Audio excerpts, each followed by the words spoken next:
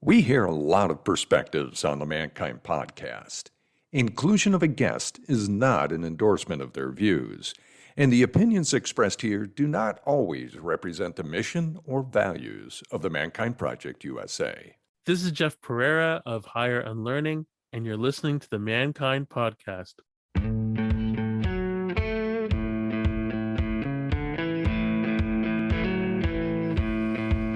Looks like the rain has gone. G'day, and welcome to the Mankind Podcast, the show where we break the molds of modern manhood to prove that there's more than just one way to be a man. I'm your host, Brandon Clift, and today's episode is all about how you can build your empathy muscle. Now, empathy is generally understood as the ability to put oneself in another's shoes, so you can better understand their feelings and feel them for yourself. All right, cool. Empathy. We've laid that out. Now, if you're a regular listener of this show, you will know that we don't subscribe to the idea that characteristics seen as feminine are strictly reserved to females. Same goes for men and masculine characteristics. However, it is a popular thought that women are naturally the more empathetic gender, which means this trait of caring for others is often associated with being feminine. The same applies on the flip side for the all too common belief that men are expected to be the workers in society. Therefore, the more they do, the more masculine. But the funny thing is, you don't have to look far to see people left and right breaking these gender norms. Case in point, men who are deeply attuned to the feelings of others and their own. Think about those stay-at-home dads out there. Or what about the women who are remarkably competitive, persistent, and thriving in the workplace?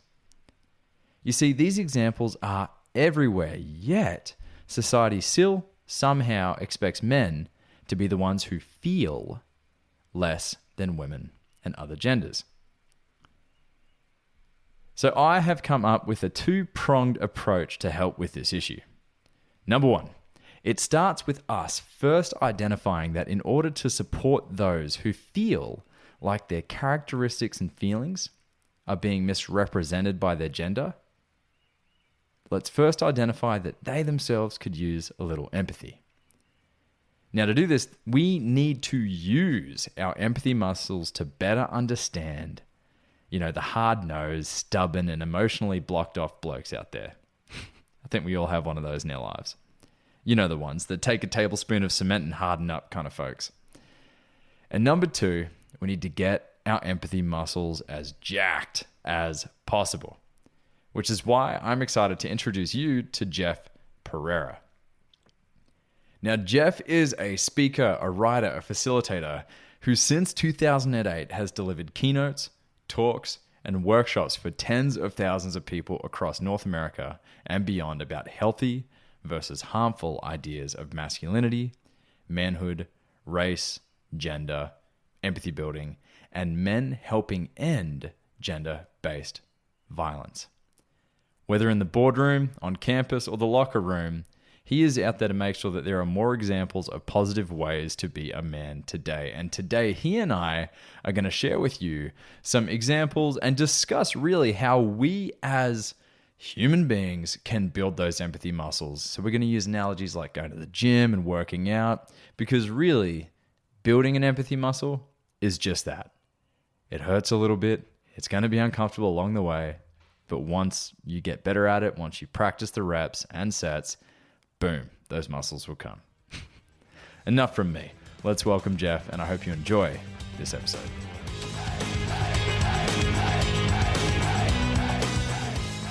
Mate, your experience is enormous in the space of understanding, learning, discovering more about healthy manhood and masculinity.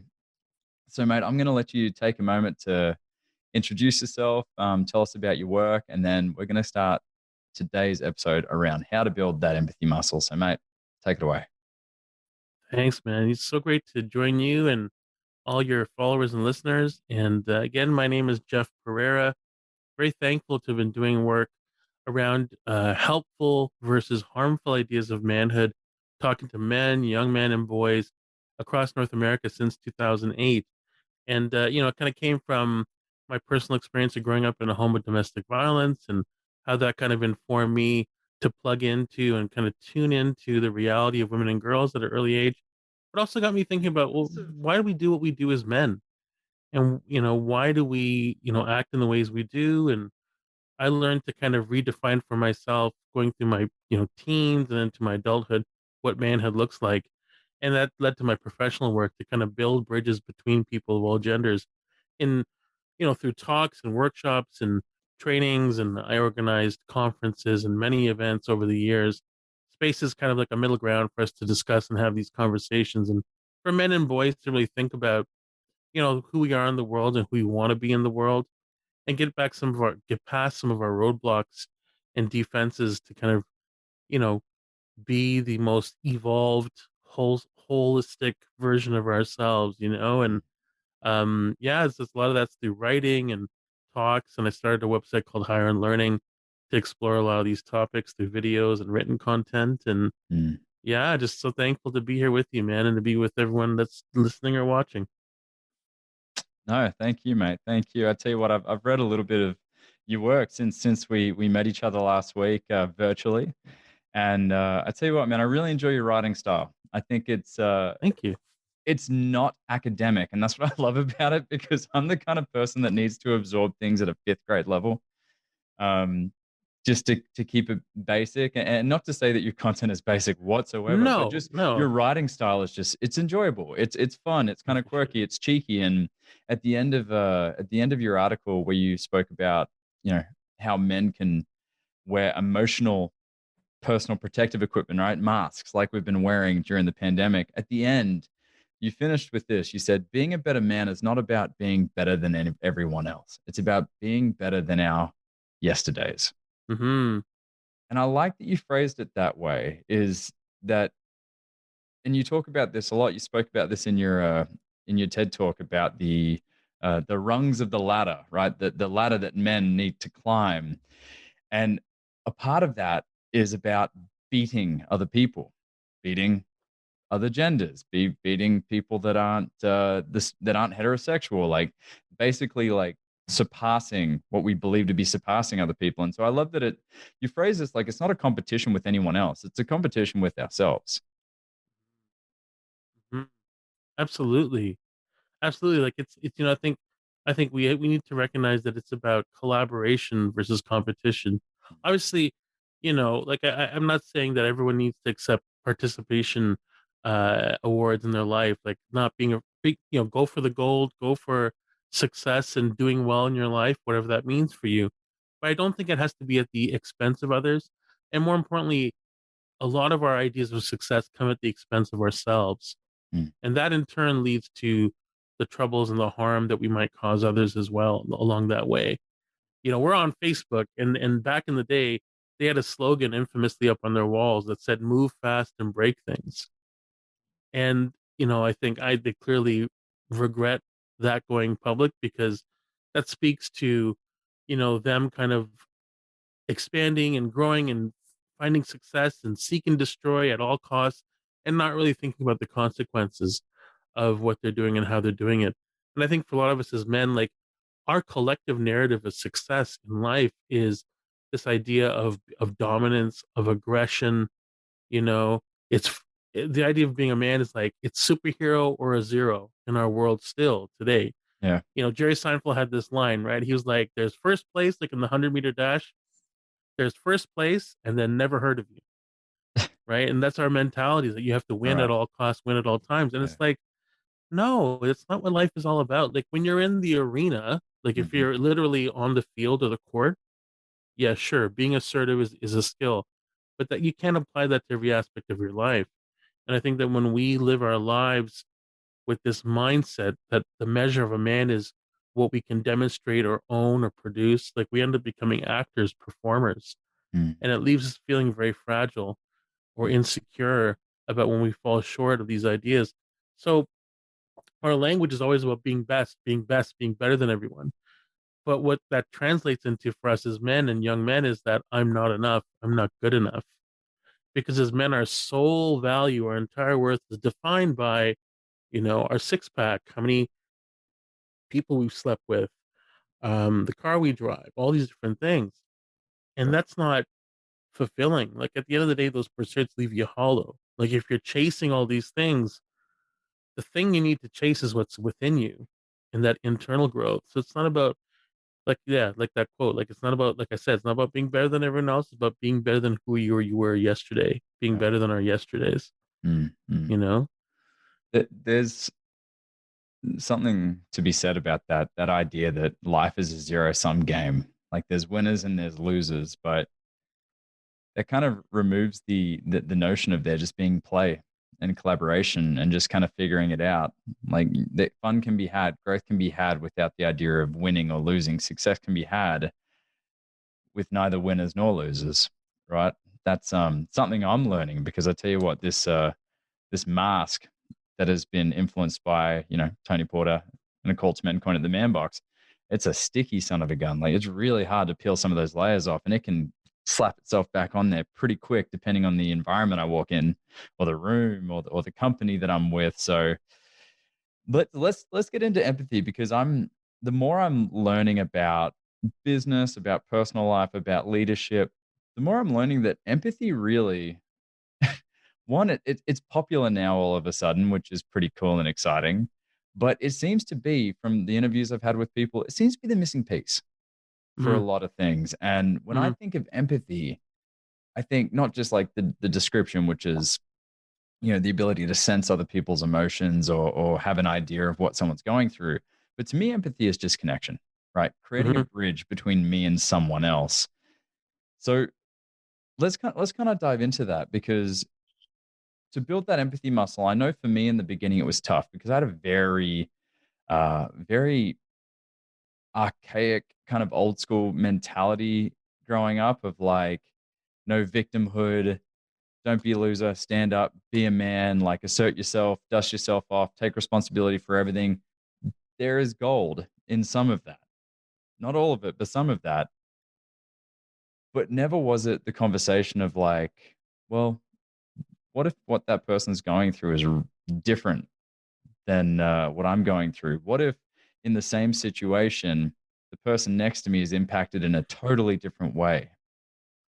What if this person who was raised in a different socioeconomic background, a different neighborhood than me, is in the same situation? Maybe it isn't the result of their environment to take responsibility or seek the growth in it. There's so much here. So I'm going to shut up, and I want you to talk for a little while about this because really No, I'm still in the discovery process here. no, absolutely, man. Like I think like you described my ladder analogy, the ladder of manhood, and I describe how men are trying to climb this ladder to this impossible, unattainable idea of manhood, and that's where it's that the height of manhood for them in this idea is that you are the solution, not the problem.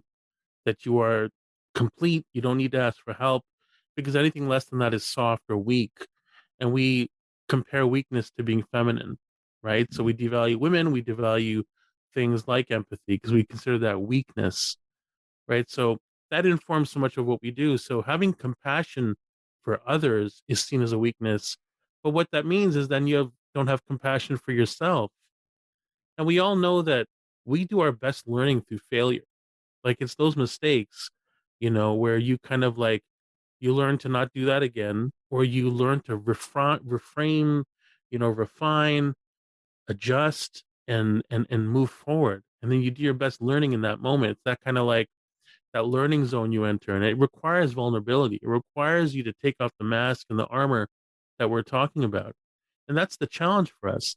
There's this anonymous quote I love. It's compassion without action is just observation, right? So empathy for me is that bridge that takes us from compassion to action. So compassion, for example, if we're talking about others, it's like, yesterday was International Women's Day. So compassion is reading the statistics, reading about the wage gap, the gender gap, about how women are disappearing in different fields or pulling away from their dreams. And you can look at that and kind of go, oh, those statistics are terrible. That's compassion, that's awareness. But the empathy piece takes you deeper into it, where you realize this is how it feels, this is how it impacts them. Like I can read statistics about women experiencing violence. That's the awareness, compassion. But the empathy piece is when I kind of go, oh, so that would make me feel less likely or less wanting to be in certain spaces or to be in certain fields. You know what I mean? So it's like I realize that in my mind, this is why women are struggling to, in a field or in a career, in their personal lives. And that's what can lead me to action, where I decide, well, what am I going to do about it? What's the action I can take around this? You know? So for me, I think empathy is the bridge. It's so important. But the problem is that to have empathy for others and compassion for others, that starts with having it for ourselves. And that means getting vulnerable. That means opening up. That means diving in. And we're conditioned to think that we only open up and get vulnerable in a transaction. Like it's like a thing that I do where if I want to get laid or if I want to impress someone, I will drop that armor. Because everything in our lives, we've been conditioned to think it's a performance, Hmm. right? So that's the challenge, man. It's like, how do I like rewire or unlearn these ways of thinking and realize this is just impeding myself, never mind how it's impacting others, So, yeah, To that question, I think the answer is look at it like an empathy muscle, right? We're not gonna do 10 bicep curls and have guns like Arnie, that's after it. that, right? It's a muscle. It's got to be worked. And That's it. that's what I'm learning a lot about the process.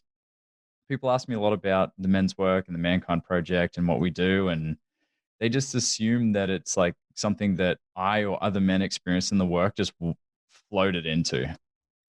And no, it was disastrously ugly and messy when I got involved in men's work because I had to ask some really uncomfortable questions on the daily. I had to grow in many ways and go against, like you said, a lot of unlearning. And it's tough. It really is tough. And the same thing, just like if you haven't been to the gym in a long time or haven't been for a run in a while, those first efforts are difficult. They're going to be difficult. And so with empathy, like this seeking to understand where someone's coming from, how they're feeling, what they're experiencing right now. If for a long time I've only been directing my focus on myself and my external presence and how I look and what I drive and the value I think people perceive me to have, then yeah, it's going to be tricky. Absolutely. Absolutely. So I think that, that the part of the problem is that I'm seeing it come up more and more now, is that people are retreating to this idea that, well, empathy, compassion, emotional literacy, these are things foreign to men, that they're things that we need to kind of like, they're almost like additions that we need to purchase and plug in and add on, that we didn't come out of the factory with them. It's like, no, we were born as from infants. We began this climb and journey, and we were developing our emotional literacy. You had like, think of little boys. Like I have nephews that are turning 2 and 3, and they're still saying, I love you, and they're hugging their teddy bears, right? And they have big smiles, and they're posing in pictures, and they're not afraid to hug and Mm, express emotion. But at a certain point, we kind of snip that cord, and that muscle, that emotional muscle, starts to atrophy. We mm, start to work it out less and less. And I think of, for example, we talked about this, I think, last week. Think about young girls, right? Like not every girl, not every boy. We are definitely generalizing here, but for mm, the majority, we raise young girls. We give them baby dolls. We give them cook sets. We give them, uh, gardening tools to play with. So they're learning how to nurture and take care of others before other things, before they can even take care of themselves. yeah. So they're getting into the ritual of emotional literacy, of empathy. And what happens is that they continue to work that muscle into their preteens, into their teens and adulthood. So now here we are as men, and for hetero guys, like we enter a relationship, a romantic relationship with a woman in our 20s or our 30s. It's kind of like going to the emotional gym, right? And Mm, here is the other person who's been going for their whole lives, so they're emotionally jacked. Their muscles, they have emotional six packs, and they go right to the old school, the dungy part of the gym, the clang and bang section where it's just the real weights, and we're looking at the fancy equipment, and we're kind of like, oh, okay, do I sit on this part? Like, what am I supposed to do here? And the expectations that we need to kind of we got to keep up with them. So the challenge becomes that they're left, our partner is kind of left to do that training for us and try to get us up to speed. Or we might get defensive and kind of like leave the emotional gym and leave the relationship or whatever it is. Yeah. So for us, it's like the challenge is, well, what can we do to embrace that we're emotionally out of shape and we got to like develop that muscle. And I don't want to rely on my partner to do all that training with me, that they have to help me get me up to speed, you know? So it's kind of like, well, what do I do? And that's part of the challenge of the conversation. That's the resistance to this. It's like just like going to the gym. People are like, oh God, do I have to? You know, like you don't want to go, and but you Yeah. get into a routine, and the things you do is you get professional help. So you physical health, you get a trainer. Emotional health, you might get a therapist or a counselor. Mm. But what's also great is that when you get your buddies or you get your male friends, you go to the gym with the guys. Mm. Emotionally, you can get together with the guys and work out and spot each other emotionally, right? Like do that lifting together, rather than relying on women to do that heavy lifting with. Yeah. And we talked about before, like we think of our minds like, okay, I only do this emotional stuff when I'm trying to get laid or trying to impress a woman. If I'm a straight dude, like this is true of, I think, men, no matter who they love, right? But rather than leaving that on your romantic sexual partner, we can do that heavy lifting together as Mm. guys, right? And it's not because, get out of that transactional mindset. It's just growth, and that's what we need to kind of do together, get into those routines and Mm. spot each other. And I describe it as like emotional muscle memory. Like, your muscles get that memory, that reflex. Mm. So then we're in situations, we've built our muscles to that point. We have that automatic reflex and automatic action that we take in situations, and Mm. get to that place of routine. I tell you, emotional muscle reflex. I tell you, even 5 years into this journey, sometimes I feel like my reflexes are horrible. Yeah. Yeah. I literally, in the same Yeah. breath, can support a mate going through a tough time in his relationship, and then my missus brings up something to me, and I react like a 5-year-old. Like in the same breath, it can happen. Yeah. But the beauty of it is, like it gets better, it gets easier, right? Just with that practice and with working the muscle. So, mate, what are some beginning steps? Like, what are some ways that we, as men, can start having these conversations, can start working these muscles? I think Because go especially ahead. right now, I mean, in the past for me, I would have just invite my friends to men's group. But guess what? We're not meeting in circles anymore. We're doing it Yeah. virtually. So what are some Yeah. easy kind of low barrier entry points for guys that are open to working these muscles? I think part of it is, first of all, like before even, like for the guys who this is like brand new for them, and especially like you said, right now in the midst of a pandemic, how hard this is, because it feels like a lot of us as men are kind of stranded on islands to begin with. So that further kind of isolation, of physical isolation, and how that leads to, like, we don't see people at work or at the physical gym, like the actual gym, or wherever we run into our buddies or our friends. So we have to purposefully kind of make that plan to connect online, phone calls, video chats. So I think part of it is, like, as we're avoiding the virus, like we have to, but don't avoid your feelings. Like, don't avoid your feels. Mm. Like, to be able to name what you're feeling. It's easier said than done, right? Like if you don't have a name for something, you can't identify it. But I think taking that moment to pause and think about, what am I feeling right now? And if you're able to name it, then you can say, this is something I need to work on. Like, a quick example of that. We're talking about, I love the gym analogy because a lot of us can relate to working out our physical muscles, and then think of that as like our emotional well-being, right? So back in the day, back in, like, oh God, long time ago, right? I was one of these guys that had a membership to the gym, hardly ever went. So I'm like, okay, I gotta go. So I started going, and of course, afraid to ask for help, ego, insecurity, getting on the equipment, not knowing what I'm doing, right? But there is value in at least going, showing up, the routine. Okay, great. But now you gotta, like, I gotta have a plan. I gotta have purpose. I got to understand what I'm doing and why I'm doing it. So I'm on this piece of equipment, right? And this whole time I'm thinking I need a trainer. So I'm looking at all of the guys in the gym, the men who are trainers, and the gym that I was going to was like really like people are just there. It was more of like a, I don't know, like a social function. Guys are there, the trainers are there, like, all right, give me 10 reps. Yeah. So did you talk to Rock? Yeah. What? Yeah. Yeah. And it's like they're not really, they're not really with their client. They're Yeah. all like hanging out, which is all right, I guess, right? But I was like, I need someone who's gonna work with me. Like, if I gotta do this, I gotta do this. And there was a woman that was in the gym that I noticed, and she's with her client, right? She's a trainer, and she's like, "Give me 5 more reps. 4, 3, 2. Can we do 5 more? 5." And she's looking at her client. She's locked in. She's looking at their repetition, looking at their routine, seeing what they're doing. And I was like, one, I got to get her to help me. Two, I'm so afraid, right? So I'm on this piece of equipment, right? It's a chest press, and I'm working it. And she's happens to bring her client to the one next to me, right?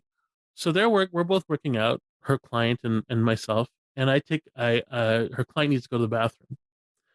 So the client goes off, and now she's looking at me at the corner of her eye, and I'm doing this right on the machine, and she goes like this. I take off my headphones and go, sorry. She's like, sit up in your seat. So I kind of like adjust myself. She's like, no, no, no, raise the seat up, sit up in your seat. So I got off and I clicked it up to a higher level, got back on. She's not, do your rep. So now I'm pushing, right? And she's like, do you feel that? I'm like, yeah, I do. She said, before you were lowering your seat. So you're basically working your shoulder. Your shoulder's doing all the work. This is a chest press device. It's designed to work your chest. So have a plan, pick a part, work that part. You'll know you're working it when you're feeling it. And her client comes back and she goes right back to her client and done, right? And I just sat there like, oh my God, you just changed my whole life. Like I of course you have to understand what you're doing while you're doing it, right?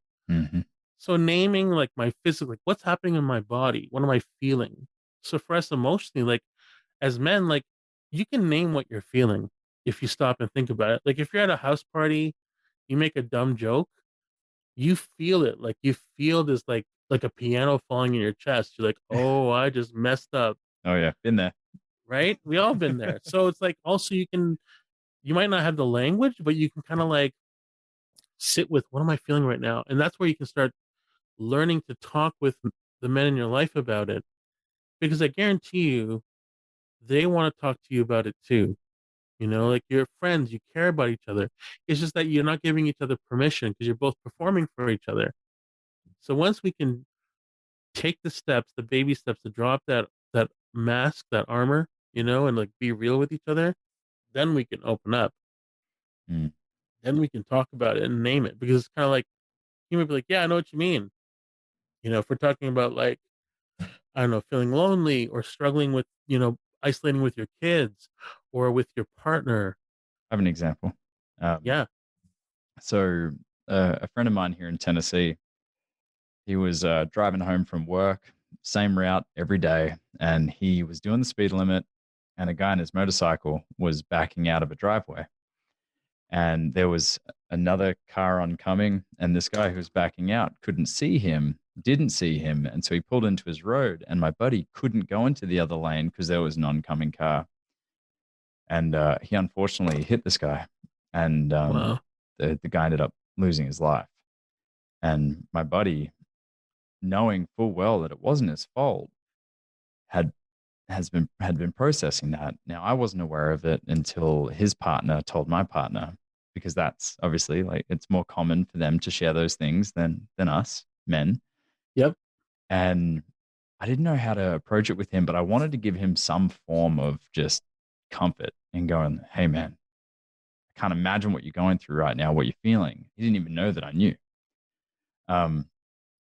So I waited and just kind of bided my time and just kind of made myself available. And then eventually he showed me a photo of his car on his phone. And I was like, man, that truck got kind of dinged up. He goes, yeah, man. And kind of told me what was going on. And I didn't do anything other than say, well, dude, You are completely allowed to feel what you're feeling right now. Boom. Yeah. That's it. And that was enough of an opening for him to now want to keep a dialogue open around, we're starting a men's group once CDC opens things up here in Chattanooga, Men Who Chat. I thought that was pretty smart. Yeah. And he wants to be a part of kind of the kind of inaugural first group, the men that I train up to be facilitators. And all it was just letting him know, I'm like, hey man, you're allowed to feel what you're feeling, and I'm here. So for the listener out there who may feel some fear, whether it's fear of being rejected by your mates or feeling like it's just new, an uncomfortable experience, creating that bridge or bridging that gap, it doesn't have to be anything other than, hey man, how are you? Like, no, how are you? Or my favorite is, are you okay? Yeah. Yeah. It's amazing how, once you kind of like open the door a crack, like it busts open, right? Like everything starts pouring out. And I think that, we will lean on, for example, the women in our lives and have those conversations. We feel the permission because we might feel, on one hand, we might feel we won't be judged. And I know some men also, or rather, there are certain people that make us feel judged, or they might judge us if we show up as less than this kind of stoic, got it all together, like chiseled, emotionally chiseled, perfect, stoic. I don't have any problems. Nothing sways me. Yeah. Nothing knocks me off my horse kind of people. Yeah. Like, well, I get that, right? But I think at the end of the day, the people that care about you want to kind of, go there with you, Mm. and you're not alone. Like there are a lot of men out there, and it's finding groups like the one you're trying to start up and that you're going to work on, where it's like, yeah, people want to get into the emotional gym, if you will, right? And like spot each other. And it's, no shame, no judgment. That's the big thing, is that letting go of that, because that rules so much of us as men. Like it is so foreign for us. Like, where we're trying to get past the fear and the shame. For me, those are the biggest roadblocks that we have as men, shame of not being enough, of not doing enough, of not showing up when I should have, asking for help and needing help, Yeah. allowing ourselves to be helped. I'm actually putting out a short video tonight about this conversation of being a helper versus a fixer. And that also means allowing yourself to be helped. Because like we think as men, like our value is like we got to be the fixer. Like I walk in the room, I'm the solution. I got this, or Jeff will get this, right? Yep. Like like we're good. And sometimes, like when you go in, it's kind of like when you get some new furniture, you throw away the instruction manual. I can figure this out on my own. Like I got this. That's our mentality, and sometimes we end up making things worse, right? So Mm-hmm. that can be another reason why we're afraid to get in there. So Yeah. it's like our energy needs to be, how can I be a helper Mm. versus a fixer? And that also, but that means in turn, I need to allow myself to be helped. I need to allow myself to be helped. It's kind of like imagine like, the way we visualize in our head, like me talking to another guy is like we visualize like the man's carrying me. Mm. It's like this. Oh my God, no, I don't want. No, God, no. Like I got this. I'll Nah, take care of Jeff, myself. you've gone too far, mate. We're gonna have to call it quits there. You've gone too far. I can't. No, I can't be helped. What are you talking about? That's it. That's it. That's it, man. Like it's so wild. Like I a really quick story. Like in the video, I talk about how back in the day, I went into the subway in the morning and I put my token during rush hour, and I put my token in the slot, and the token was stuck in the slot as my last token. And it's rush hour. People are like lining up behind me. They're getting frustrated at me. Like, come on, buddy. So like I'm holding up half of the city, right? So I'm struggling and I don't know what to do. I'm half awake, right? Like I'm like stumbling for my keys. I'm thinking I can push it through the slot. This other guy walks through the other turnstile, sees me struggling. He just slaps the top of the turnstile and he goes off. And of course, the token falls through. I look at him. I want to say thank you. He's already gone. And I felt so like I remember walking in and sitting in the train being like, I'm such a loser, man. And it's like, no one's judging you. Like, Yeah. no, and if they are, who cares, right? But it's like that guy probably was like, no problem, man. It happened to me before. That's why I knew what to do, right? You know, but Sometimes the only ones keeping score are ourselves. that's it. That's Mm, it, right? So it's like, don't let that get in the way. yeah. You know, like it's amazing how that can become the thing that stops us from participating in so many things like in our own lives, right? It's like it's okay to ask for help or to be helped. You know, okay. But I also recognize it's easier said than done. Like it's a big thing to let yourself go. And that's what I want to always speak to in these discussions, is that for those men listening that may not, these topics may feel foreign, dude. Oh We get yeah. it. We get it. Oh yeah. It's hard, man. This stuff is not easy. It's sometimes easy to theoretically understand. Oh yeah, if I want Yeah. to empathize with people, I need to learn how to be helped and yada. Like it, cool, get it. But the actual application, the practice of it, is challenging. It's Yeah. scary. So if you're out there listening and you feel like that this is a bit of a stretch, it's because it probably is. And Yeah. I feel you, man. And I love that you said that. And it's like to anyone listening, if anyone tells you otherwise, run. Honestly. Like if anyone tells you, I have the answer, I got the solution, this is easy, it's a piece of cake, take these 3 steps, do these 3 things, watch my video, like, get out of here. Yeah. Like the Subscribe to my dogma. no I thanks. am a No thanks, guru. man. Get lost. 'Cause it's like again, the emotional muscle Yeah. analogy. You're gonna feel the burn, Mhm. right? Like it's kind of like you get to the place where you hunger for that burn. Because like when you're working a muscle, like this is hard work. So physically, you know that if you want to get to a place of health, Yeah. if you have certain goals, you're gonna have to put in that work. Great You're gonna go analogy. through days where you're struggling, right? Yeah. You're gonna have days like I remember when I would work, like everyone skips leg day, but if you go through leg day, Do not. 24 hours later, right? Like I don't skip leg day. who skips leg day? But like, 24 hours later, your calves or what are your Mm. thighs, your whatever muscle you work is sore, is Mm. aching. But that's it. You start to realize that's a good sore. That means I'm building this part. So emotion is the same thing.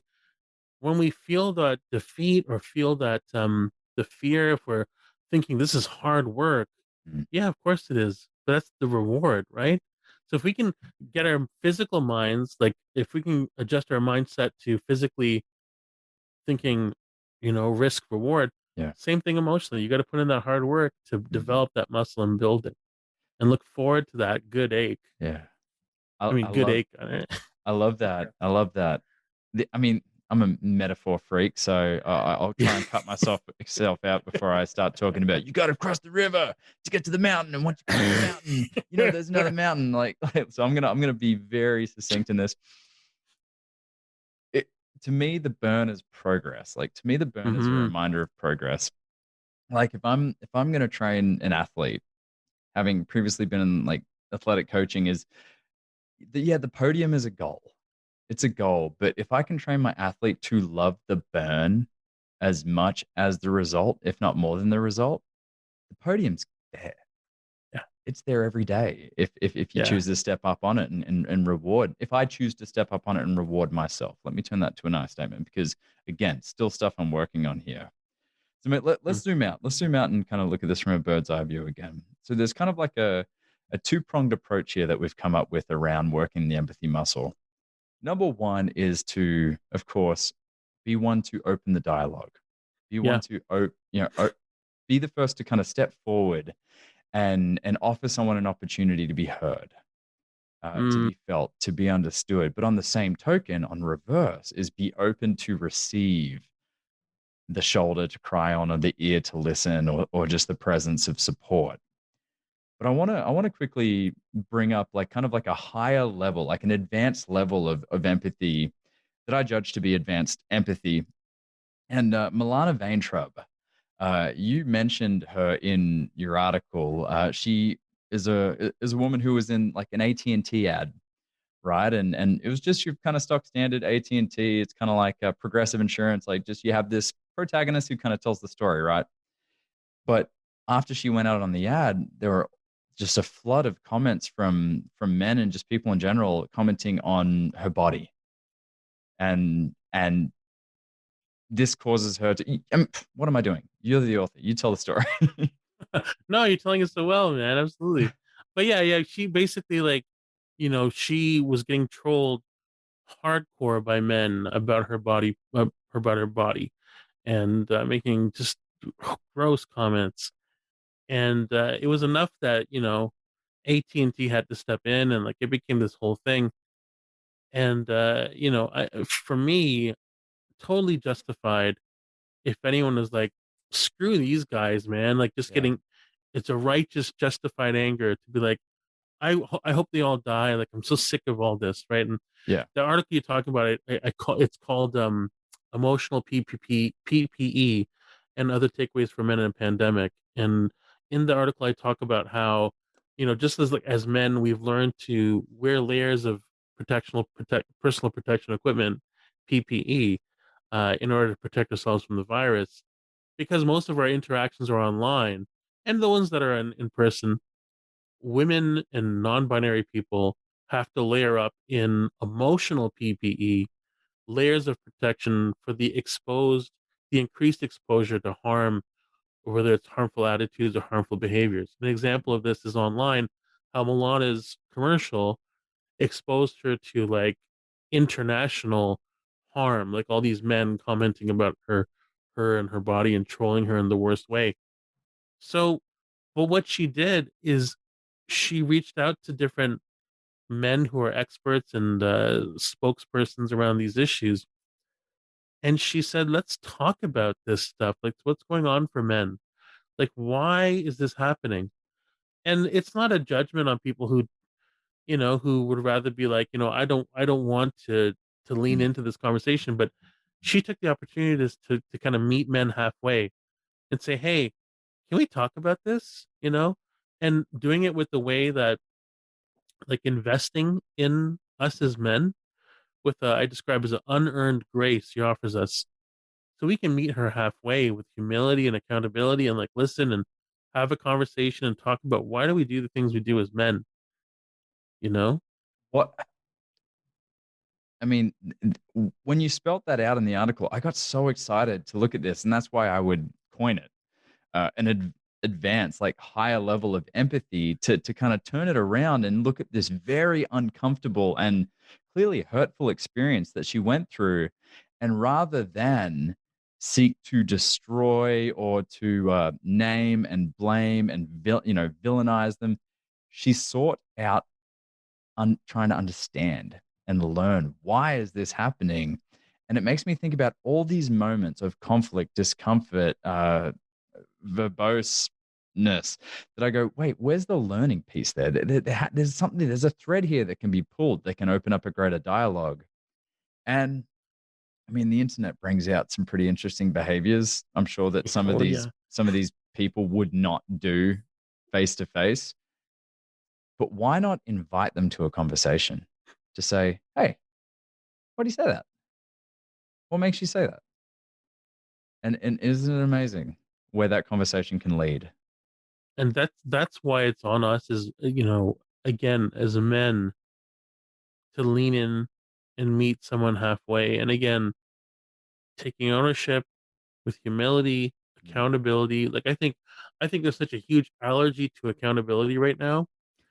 It's widespread, right? It's like we need to lean into this conversation and sit with it.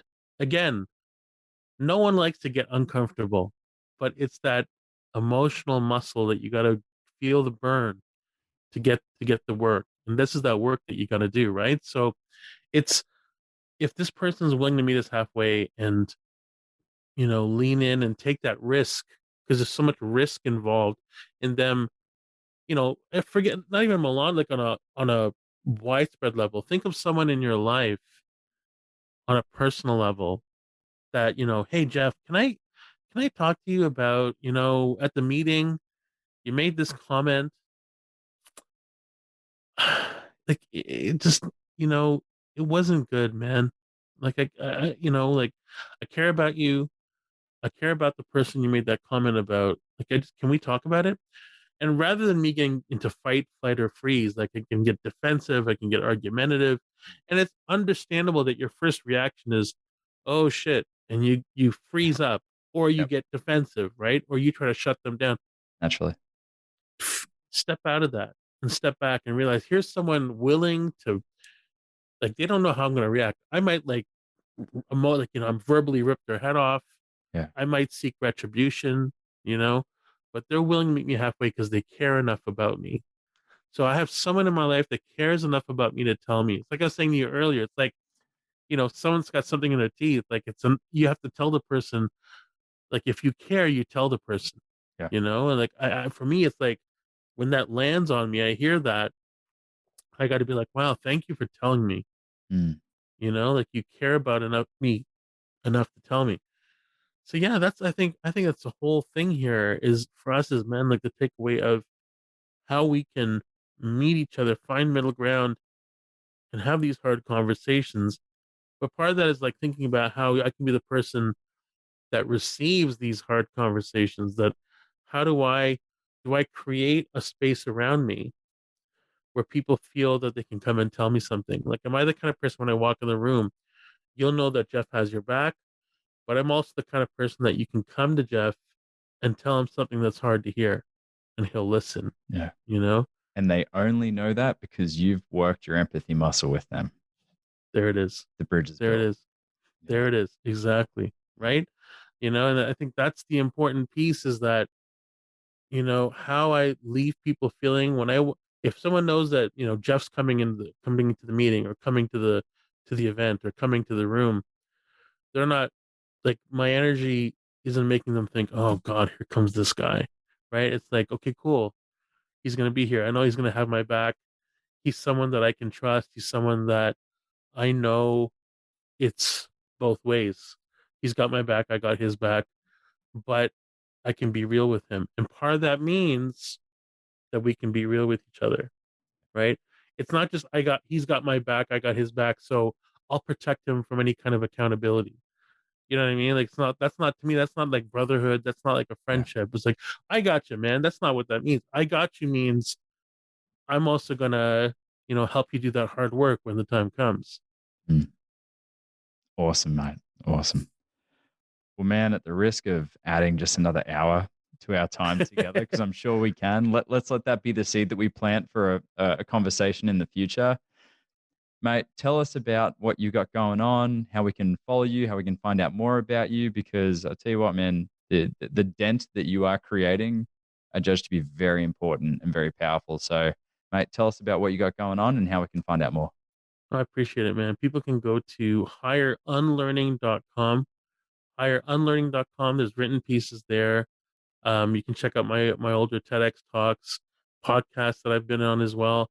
Written pieces that I have. I have new videos I'm putting out. It's a series called Behind the Mask, and it's different like short video clips you can check out to see. So behind the Higher Unlearning, my name is Jeff Perera. You can find me on all the different social media platforms. Reach out if you have a question. Check out that piece that I wrote, Emotional PPE. And yeah, love to hear from you all and appreciate the opportunity, man. Pleasure's all mine, mate. Pleasure is absolutely all mine. Thank you for sharing this space with us, mate. And let me ask you, what is one thing that you would like to leave the audience with before we finish up? I mean, it goes with what we're saying, right? It's like in a day and age where we're so concerned about like our appearance on social media, the impression we have. I think we should worry less about the impression we have on others and focus more on the impact we leave with others. How do I leave people feeling about us as men, about the world around us?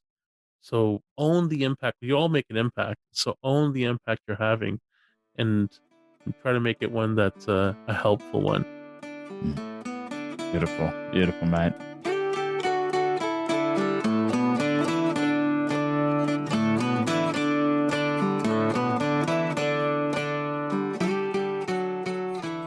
Hey, before we let you go, we just want to let you know that we've been getting some incredible feedback and response for episode 13 of the podcast, Looking Beyond Men and Masculinity with Alex Gabby, where we spoke about his film of the same name, Beyond Men and Masculinity.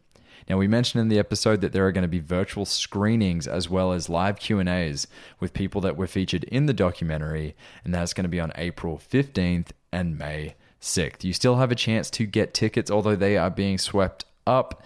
You can find the links to those in the show notes, but in the meantime, here is an audio clip from the documentary. Enjoy.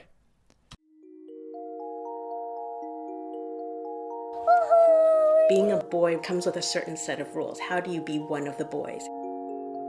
Crying was very looked down upon. And your father was? My father was front and center with that, yes. They have all these feelings and there's nowhere for these feelings to go. They know it's considered a feminine weakness. Boys work very, very hard to achieve a masculine identity. But that identity can be taken from them. Patriarchy is a deviously clever system. Men learn to escape by moving from shame to grandiosity. We teach them to disconnect from their feelings. We teach them to disconnect from vulnerability. Vulnerability is a missing link that men need to be truly powerful. To be a man means to be in the superior position. So any move toward democracy, which is toward equality, becomes a threat to manhood. And if manhood is threatened, violence is imminent. There's a puzzle that we have to figure out. What's happening right now is an opportunity for men to be human. To be completely trusted and vulnerable and not be judged is what helps me to becoming this new human being. Kindness and caring and loving, and how about those be the alpha traits? We're trying to figure out how to be fully ourselves and fully connected at the same time. It's the only thing that will really make us happy. We're really disrupting some core foundational elements upon which our society is built, and that feels dangerous.